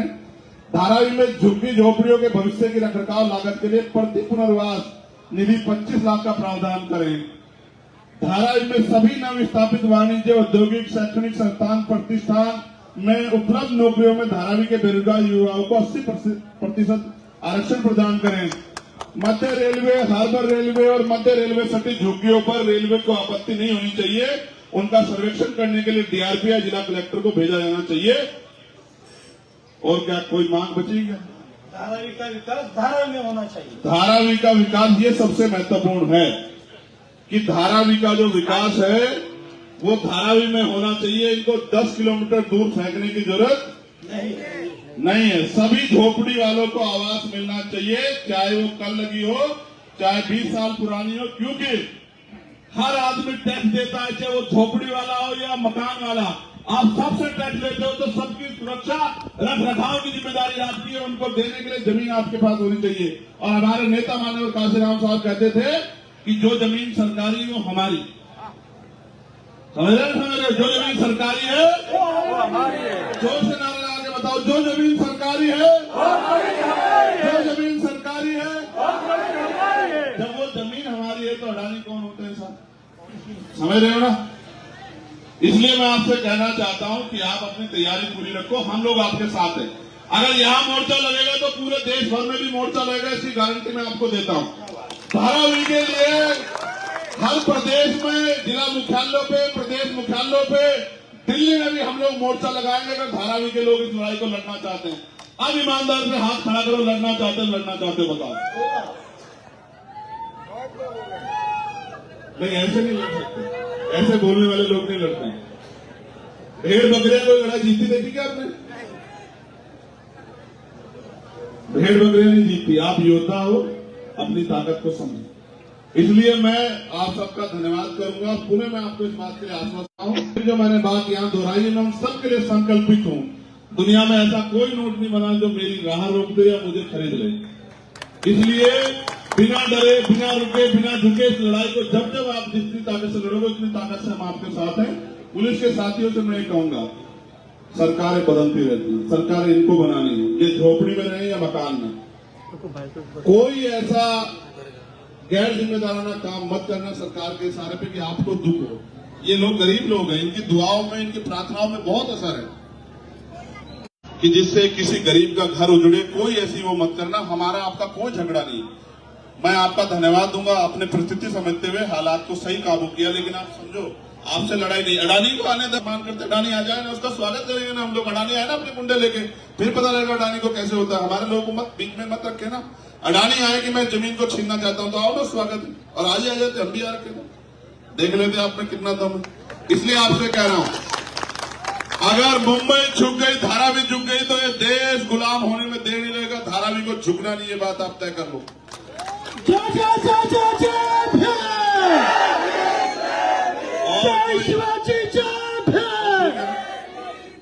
तो बहुत बहुत शुक्रिया, धन्यवाद। मुझे भी ऐसा लगता है बहुत जल्द देश में लॉकडाउन जैसी स्थिति होगी, क्योंकि आपको घर में रोक के अडानी को कुछ देने का इंतजाम। अगर याद रखो, किसी चीज से नहीं हटेंगे पीछे, किसी भी चीज से नहीं पीछे हटेंगे। आपकी आंख से एक आंसू नहीं टपकने देंगे, खून टपका देंगे अपना, लेकिन किसी भी कीमत पे आपको कमजोर नहीं पड़ने देंगे। बहुत धन्यवाद। मीडिया के बंधुओं का भी धन्यवाद। महसूस किया, जताया, मैं सबका शुक्रिया अदा करता हूं, क्योंकि मैं आजमगढ़ से बहुत प्यार भी करता हूं, क्योंकि मैंने इतिहास पढ़ा। आजमगढ़ बहुजन आंदोलन के लिए सबसे मजबूत धरती।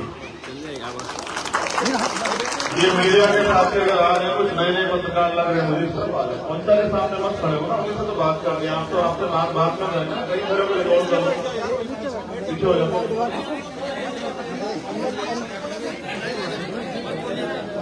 मेरे आज भी याद है, जब हम दूसरे बहुजन आंदोलन का इतिहास पढ़ते हैं तो पहला एमपी अगर कहीं से जीता, राम कृष्ण यादव जी के रूप में वो यही आजमगढ़ की धरती से जीता। था। आप लोगों ने जब कुछ भी नहीं था तब मेहनत करके इस धरती को ताकत बनाना चाहिए। और मुझे बेहद खुशी है कि माननीय काशीराम साहब के साथी रहे, माननीय काशीराम साहब के साथ कंधे से कंधा मिला के चले। भाई राजीव खान साहब आज हमारे साथ जुड़े हैं। मैं उनको उनके साथियों को विश्वास दिलाता हूं कि जब हम हाथ पकड़ते हैं तो छोड़ते नहीं।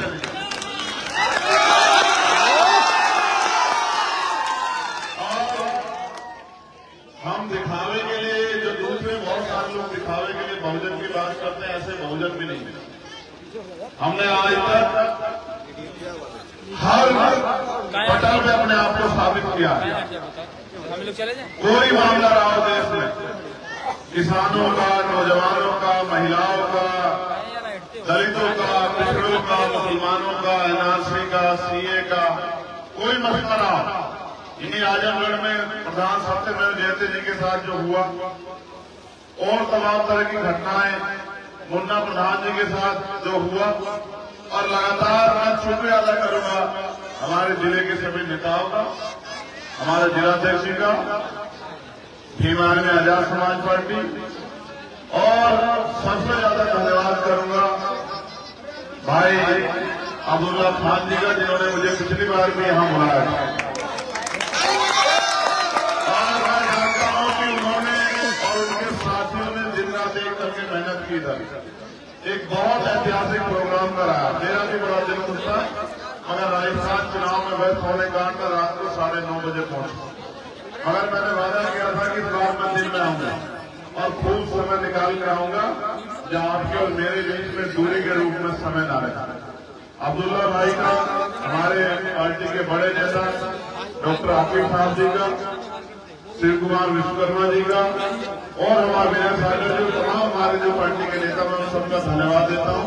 और अब तो ये भी राजीव साहब के हमारे बड़े नेताओं के सरदार हो गए हैं, मैं इनका भी शुक्रिया अदा करता हूं। कहते हैं लहरों से डर के नौका पार नहीं होती, और मेहनत करने वाले की कभी हार नहीं होती। अभी तो नापी है कुछ गज जमीन, अभी तो पूरा आसमान बाकी है, अभी तो शुरुआत हुई है। अभी तो 3 साल की पार्टी है हमारी। आप ये देखना, इतनी मेहनत करेंगे हम, और हर व्यक्ति के पास तक जाएंगे, हर कमजोर को, पीड़ित को, शोषित को, किसान को, मजदूर को, नौजवान को, हर गरीब को, मजलूम को गले से लगाएंगे, भाईचारा पैदा करेंगे, मां बहनों के आंसू पोंछेंगे, और राजनीतिक ताकत बना के उनको स्वाभिमान सम्मान का जीवन दिलाने के लिए संघर्ष करते रहेंगे। इसी बात के साथ हम लोग लड़ रहे हैं। और क्योंकि नेताओं की जबान बंद करने के लिए राजीव भाई आजकल सीबीआई, इनकम टैक्स का बड़ा जोर चल रहा है, झूठे मुकदमों और जेल का बड़ा जोर चल रहा है। लेकिन बुरा ये है उन लोगों के लिए कि इनमें से 5 चीजों का मेरे ऊपर जोर नहीं चलता। ना मैं सीबीआई से डरता, ना इनकम टैक्स से, ना एनआईए से, ना ईडी से, और ना झूठे मुकदमे और जेल से। मैंने तिहाड़ भी 2 बार देखे, खूब अन्याय सहा, लाठियां खाई, मुकदमे झेले, संघर्ष किया, रात की कब रात गुजरी पता भी नहीं लगा, लेकिन कभी हार नहीं मानी। ये आज 15 तारीख है, कल के दिन 16 तारीख को छूटा था मैं एनआरसी के आंदोलन में। 28 दिन के बाद 16 तारीख को, यानी कि कल जो दिन आएगा उस दिन जनवरी में मैं छूटा। और जो सीए एनआरसी में जब आंदोलन का जब मैं गिरफ्तार हुआ, और जो कर सकते थे उन्होंने किया। मैंने उस दिन भी एक बात कही थी जब मैं मस्जिद के अध्यक्ष सीढ़ियों पे, कि जब तक मैं हूं और मेरे शरीर में लहू का आखिरी कतरा, तब तक तो लड़ता हूं। अच्छा ये है कि सरकार से कहो कि कुछ और हथियार अपनाएं, क्योंकि किसी भी कीमत पे रुकने वाले नहीं हम लोग। फिर हथियार के रूप में मेरे ऊपर 4 गोली चलाई गई। ये आपकी दुआओं, प्रार्थना, मेरी मां बहनों के आशीर्वाद की देन है कि उनकी 4 गोलियां भी मेरे लिए फूल साबित हुई, और उनका भी, वो भी मेरा कुछ नहीं बिगाड़ता।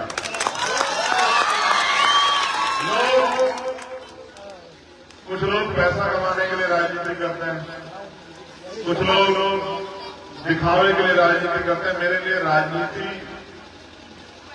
कोई रोजगार व्यापार नहीं। आदमी के लिए सबसे ज्यादा जरूरी होती है उसकी जिंदगी, जो जिंदगी को दांव पे लगाते हैं। आप समझ सकते हैं कि मैं किन हालात में। आज मेरे कंधों पर इस मुल्क के आईन को, इस मुल्क के संविधान को, इस मुल्क की एकता, अखंडता, भाईचारे को, इस मुल्क में कमजोरों मजलूमों के हक अधिकारों को बचाने की जिम्मेदारी और आजाद समाज पार्टी भीम आर्मी का एक एक नौजवान दिन रात मेहनत करके न आंधी देख रहा है, न तूफान, न सर्दी, न गर्मी, न साधन संसाधन, इतनी तकलीफों के बाद भी इस उम्मीद से लड़ रहा है कि आने वाले कल में वो इन लोगों के लिए कुछ अच्छा कर सकेगा। आजादी मिली और आजादी में हम लोग जी रहे हैं, लेकिन इस आजादी को बरकरार रखना, इस आजादी के साथ एक और आजादी जुड़नी चाहिए कि सामाजिक और धार्मिक आधार पर जो गैर बराबरी के शिकार लोग हो रहे हैं अपने मुल्क और आर्थिक गैर बराबरी के जो शिकार हो रहे हैं उसमें पाबंदी लगनी चाहिए। उसकी तैयारी हम लोगों ने की और हम कोशिश कर रहे हैं कि अच्छे अच्छे साथियों को जोड़ के, ताकत बना के और लोगों के लिए नए अवसर बनाए। आज की सरकार तो ऐसी है ताजिक भाई, किसानों के लिए कानून बनाए उनसे नहीं पूछे, ड्राइवरों के खिलाफ कानून बनाए उनसे नहीं पूछे, हर आदमी को व्यापारियों के खिलाफ कानून बनाए जीएसटी ने उनसे नहीं पूछे, और नौजवान बेकारी होकर पढ़े लिखे नौजवान सड़कों पर घूम रहे हैं। अगर अपने हक की बात करने जाए तो लाठियां मिलती है। जब भी कुछ हो, अगर कोई सवाल करते हैं तो एकदम सीधा एक लाइन कहते हैं कि धर्म विरोधी। ये मुल्क हम सबका, हम इसमें मेहमान नहीं है। और अगर कोई ये सोचता हो कि किसी भी झूठ से डर जाएगा तो डरेंगे नहीं। हम अपने हक अधिकार के लड़ेंगे और जब तक गैर बराबरी खत्म होकर बराबरी का अधिकार यहां नहीं मिलता हर कमजोर मजलूम को, तब तक हम लोग लड़ते रहते हैं, जब तक लोग जिंदगी में फंसा नहीं।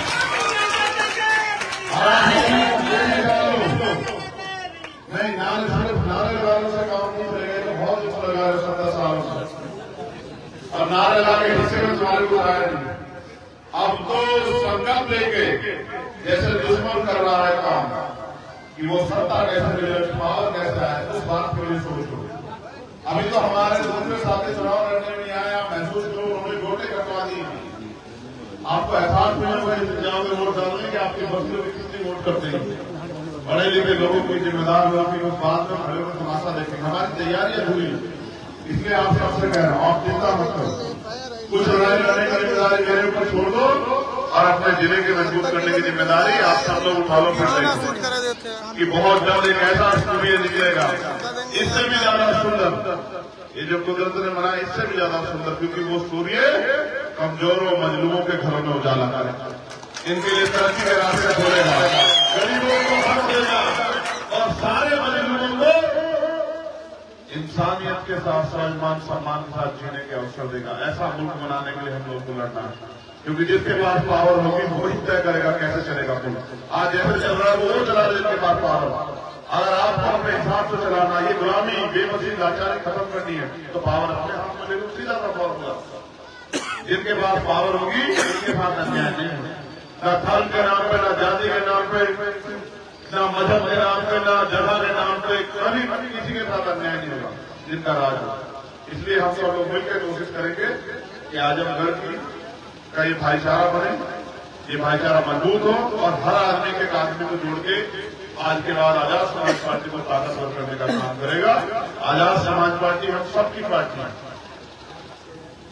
किसी एक की नहीं है, हम सबकी है। इसमें हमारी बराबर की हिस्सेदारी है। जिस दिन आप हमारी पार्टी का संविधान पढ़ोगे आपको पता लग जाएगा। हमने संख्या के आधार पर हिस्सेदारी दी। हर बार जब धोखा हुआ हमने लिखित में करके, कभी अधिकतम जाके वक्तव्य नहीं चलती है, हमने लिखित में करके सब कुछ तय कर दिया कि किसकी कितनी हिस्सेदारी इस पार्टी में रहेगी और उसी हिस्सेदारी के साथ हमें आगे बढ़ना है। अभी अपने मांग उठाई और मैं मांग को मैं वादा करता हूं कि मांग पूरी होगी जिस दिन ताकत हमारे हाथ में कि देश के जो सरकारी कमीशन है उनमें संख्या के आधार पर जितनी संख्या वाली उतनी हिस्सेदारी, इस नियम का पालन होना चाहिए। दलितों की संख्या के आधार पर, पिछड़ों की संख्या के आधार पर, मुसलमानों की संख्या के आधार पर आरक्षण की व्यवस्था देश में होनी चाहिए। सारी नौकरियों, सारे साधनों संसाधनों में सबकी बराबर हिस्सेदारी होनी चाहिए।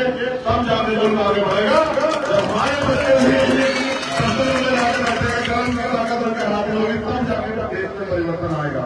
वरना कलम की ताकत उनके हाथ में रहेगी तो उनकी कलम हमें बर्बाद करने के लिए चलेगी, हमें आबाद करने के लिए नहीं चलेगी। जब कलम की ताकत हमारे हाथ में होगी तभी फैसले हमारे पक्ष में आएंगे। और अगर फैसले अपने पक्ष में करने हैं तो अपनी औलादों को पढ़ने के लिए प्रेरित करोगे, पढ़े, पढ़ लिख के आगे बढ़े। अगर दो लोग व्यापार में लगे तो एक बार बेटा डॉक्टर इंजीनियर IAS IPS बने और देश की कुर्सी में बैठ के देश में योगदान करें, अपने लोगों के लिए पॉलिसी बनाए। अगर आपका आदमी नहीं होगा तो मैं मानता हूं, अगर आपका आदमी नहीं होगा तो आपकी बात नहीं, और अगर आपका आदमी होगा तो आपकी बात है। तो बहुत शुक्रिया इस प्यार के लिए मुंडियार के सभी क्षेत्रवासियों का, ग्रामवासियों का, भाई अली खान साहब के सभी साथियों का, और मुझे बुलाने के लिए भाई अब्दुल्ला का, ये मेरा प्यारा भाई, जरा ये उस दिन बड़ा वो हो गया, बड़ा तकलीफ में था जब मैं लेट आया। इसका दिल थोड़ा सा कमजोर पड़ गया क्योंकि बहुत मेहनत करना है, उसको पता था मेहनत की कर क्या होती है। तो मैंने इसे कहा कि हिम्मत है, अभी तो लड़ाई शुरू भी नहीं हुई, आ जाओ।